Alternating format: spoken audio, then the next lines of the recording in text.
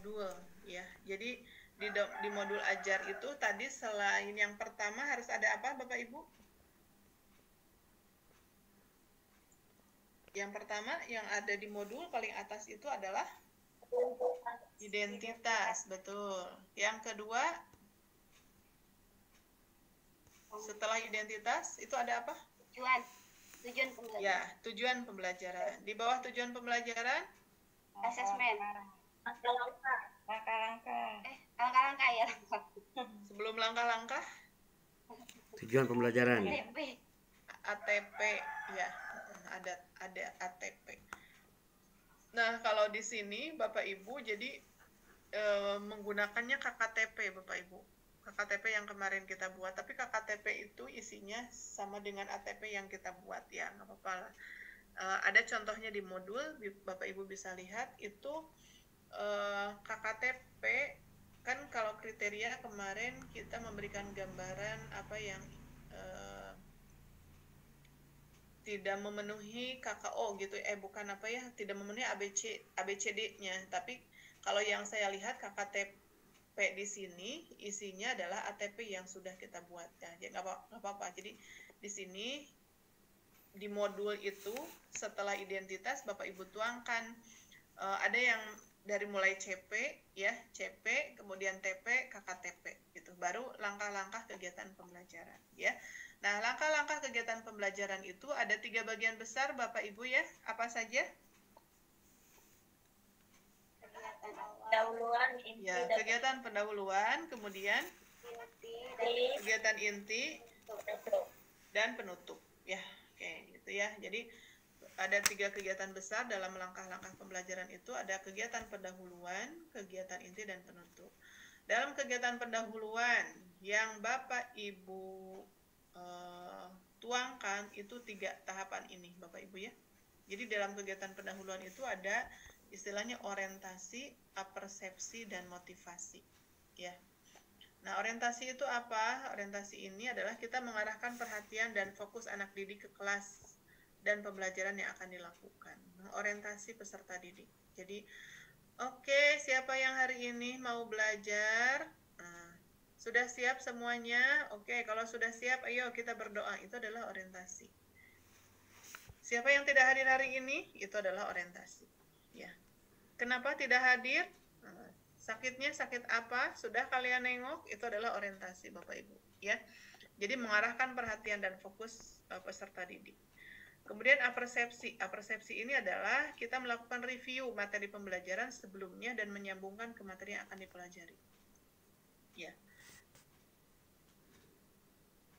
Jadi apersepsi ini menghubungkan, ingat Bapak Ibu ya, harus diingatnya itu adalah menghubungkan atau menyambungkan materi sebelumnya dengan materi yang akan dipelajari. Ingat, bukan materi sebelumnya itu belum tentu sama atau menjadi penyambung ke materi berikutnya. Ya, jadi apersepsi itu materi prasyarat kalau dulu istilahnya ya, ada materi prasyarat. Jadi kalau siswa mau misalnya menghafal Quran surat Al-Kafirun, berarti materi sebelumnya apa yang nyambung ke materi menghafal. Misalnya di Quran hadis, materinya menghafal surat Al-Kafirun. Berarti materi sebelumnya dia harus paham apa dulu? Membaca ya, Bu. Membaca. Oke, selain membaca, apa lagi Bu Erni?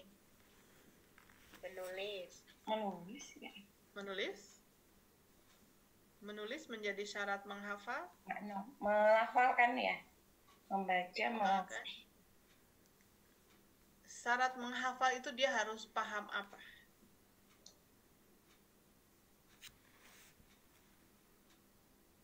Qul ya ayyuhal kafirun. Hukum-hukum tajwid, Bu.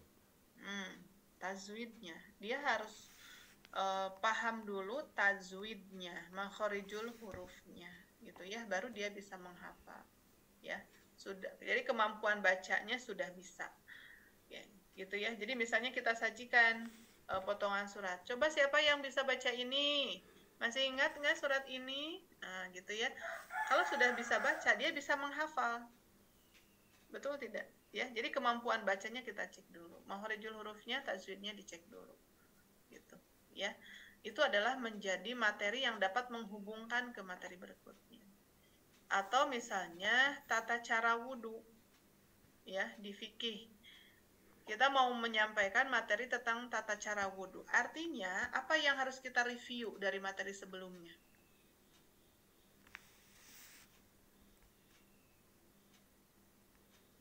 Persepsinya apa, Bapak Ibu? Kalian masih ingat nggak materi tentang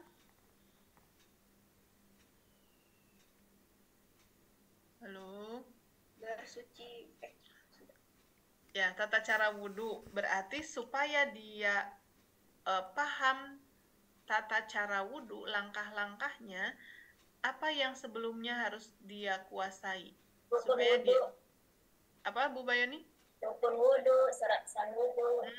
Rukun wudhu, syarat syah wudhu, ya, gitu. Jadi itu harus paham dulu, baru kita masuk ke materi tata cara wudhu, gitu, ya, seperti itu. Jadi nanti wudhunya bisa sempurna ketika dia bisa memahami apa rukun wudhu itu, syarat sah wudhunya apa saja, gitu.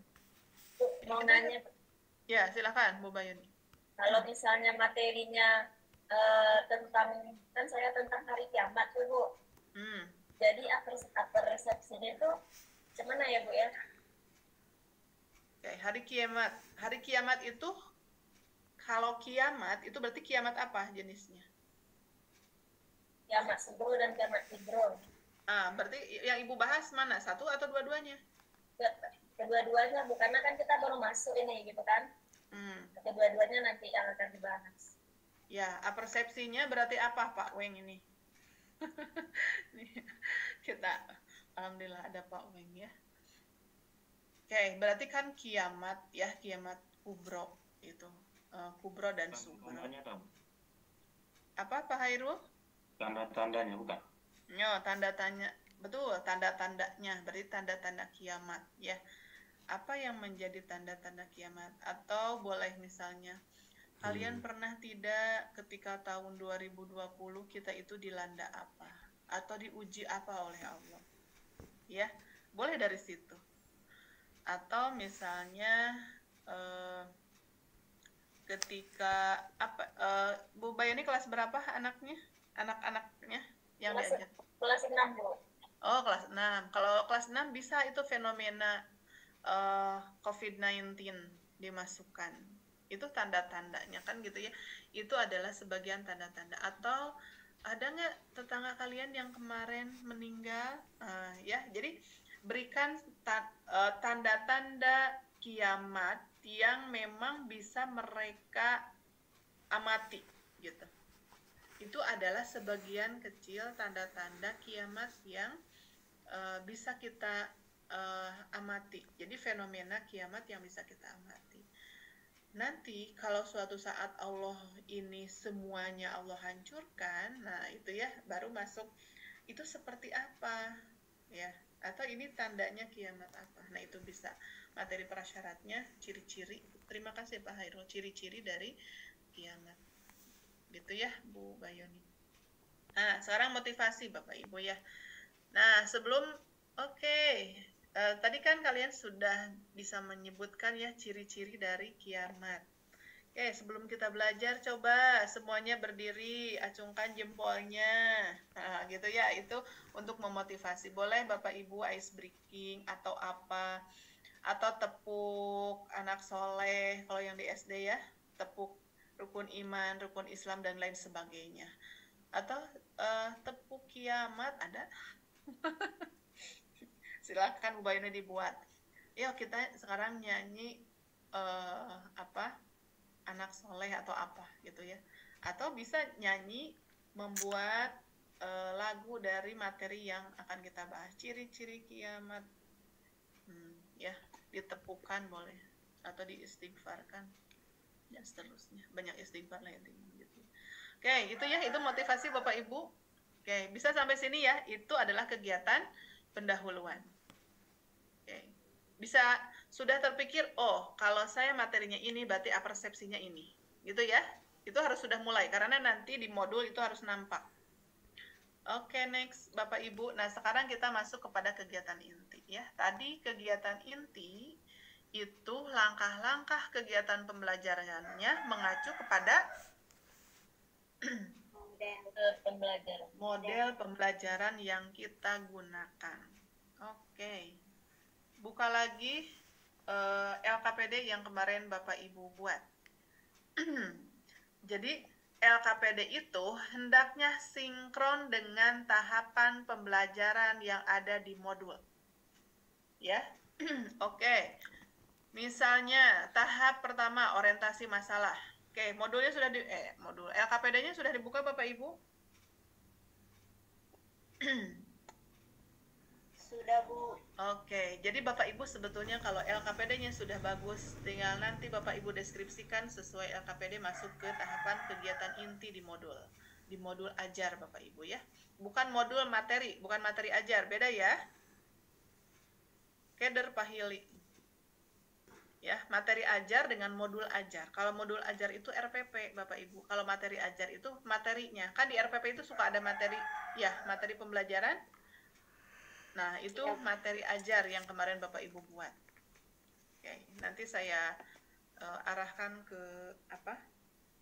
Sesuai dengan yang di kurikulum Merdeka. Oke, ini adalah tahapan kegiatan inti Bapak Ibu. Tahapan kegiatan inti itu merujuk pada model yang Bapak Ibu gunakan. Kita kemarin, Bapak Ibu mau pilih apa? PJBL atau PBL? Silahkan. Bapak Ibu mau pilih apa? Oh, saya PBL aja yang kemarin sudah ada, boleh. Bedanya dengan PJBL, PJBL itu adalah ada produk yang dibuat oleh siswa. Kalau kelas 1 Ibu atau buat produk apa? Misalnya, ada yang kemarin PJBL, Bapak Ibu? Nggak ada ya? PBL semua? Nah, kalau nanti Bapak Ibu di modul 2 mau nyoba PJBL, berarti nanti ada produk. Misalnya kelas 1 itu materinya tentang apa Bapak Ibu? Ada yang ngajar kelas 1?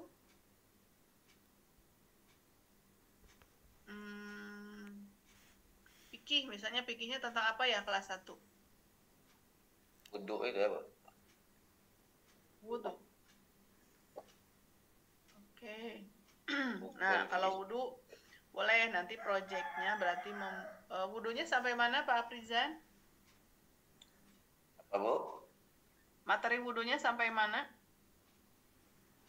Di bersuci, Bu, materinya.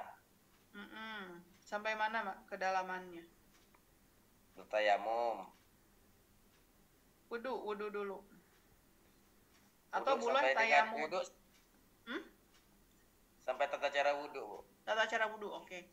Nah, proyeknya apa? Kalau kelas 1, tata cara wudhu. Jadi nanti mereka buat clipping, misalnya ya, buat clipping, menempelkan gambar-gambar tata cara wudhu dari awal sampai akhir. Gitu, ya. Silakan buat clipping tata cara wudhu. Nah, itu adalah produk PJBL nanti, project.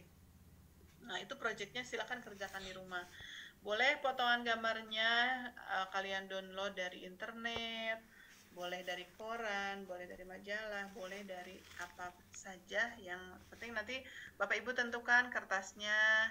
Boleh dari kertas bekas kalau yang tidak ada bekas kalender, ya.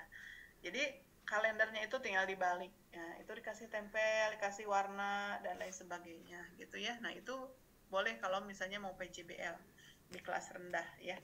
Jadi bentuknya clipping biasanya gitu.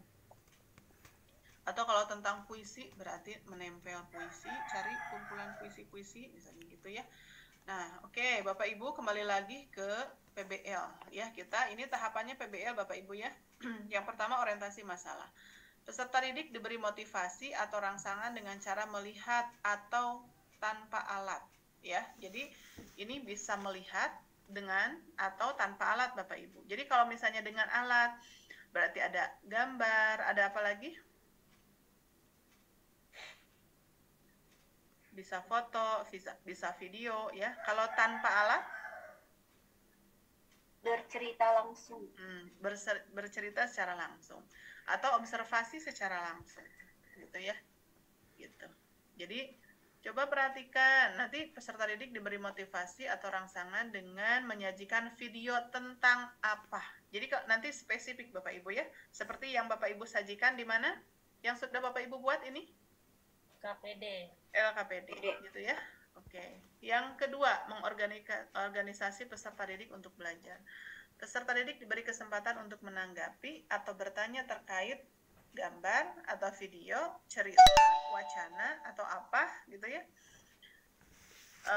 yang disajikan. Setelah menyimak tayangan, peserta didik diberi